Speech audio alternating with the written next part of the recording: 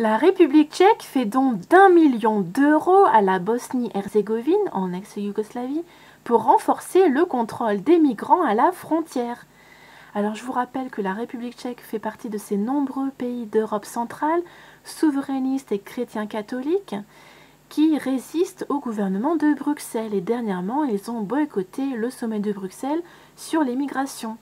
Et ces pays donc souverainistes, comme l'Autriche, la Pologne, etc., veulent une relance de la natalité, veulent une relance de l'emploi et veulent empêcher les accords du CETA qui nous obligerait à consommer du bœuf aux hormones venant des États-Unis et du Canada.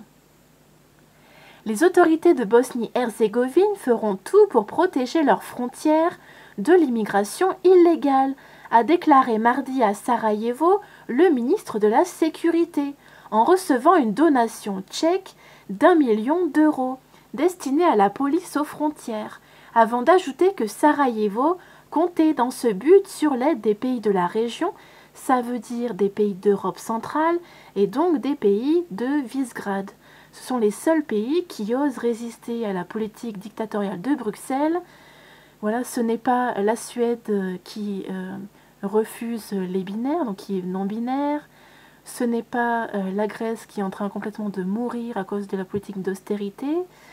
Ce n'est pas l'Ukraine en guerre depuis plusieurs années. Ce n'est pas le Royaume-Uni et le Brexit qui vont s'en occuper de la relance de l'Union européenne, donc du sauvetage de l'Europe.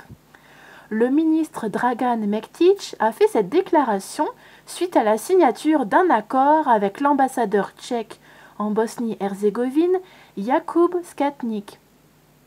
Le gouvernement de Prague a fait ce don pour aider à l'acquisition d'équipements destinés à la police des frontières de Bosnie-Herzégovine, qui fait face à une lourde tâche dans la surveillance de ses frontières avec la Serbie et le Monténégro, toujours en ex-Yougoslavie dans les Balkans, à travers lesquels arrivent quotidiennement, depuis le début de l'année, des dizaines de migrants illégaux.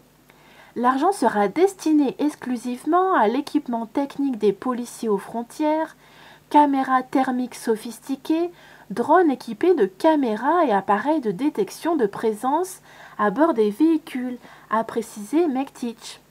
D'après les données fournies par les services de la police de Bosnie-Herzégovine, l'entrée d'un peu plus de 10 000 migrants illégaux a été enregistrée depuis le début de l'année. Les estimations varient concernant la proportion des migrants toujours présents en Bosnie-Herzégovine, mais il s'agirait de 3 000 à 4 500 individus qui tentent de poursuivre leur route vers la Croatie, donc c'est plus vers l'Italie, et ensuite vers l'Europe de l'Ouest. Le ministre Mektić a prévenu que la pression s'étendait tout le long de la frontière avec la Serbie, et ce d'autant plus depuis que la Serbie a supprimé les visas avec l'Iran, et que de plus en plus d'illégaux arrivent de ce fait dans le pays.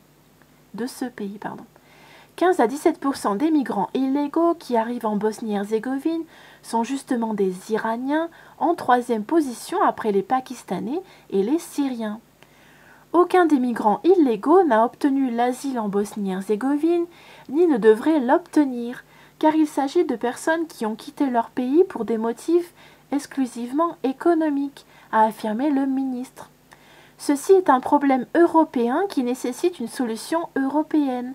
La Bosnie-Herzégovine ne peut pas la trouver toute seule, mais elle participera à une solution commune, a déclaré Mektić, en soulignant que 80% des migrations illégales sur la route depuis la Turquie étaient dans les mains du crime organisé.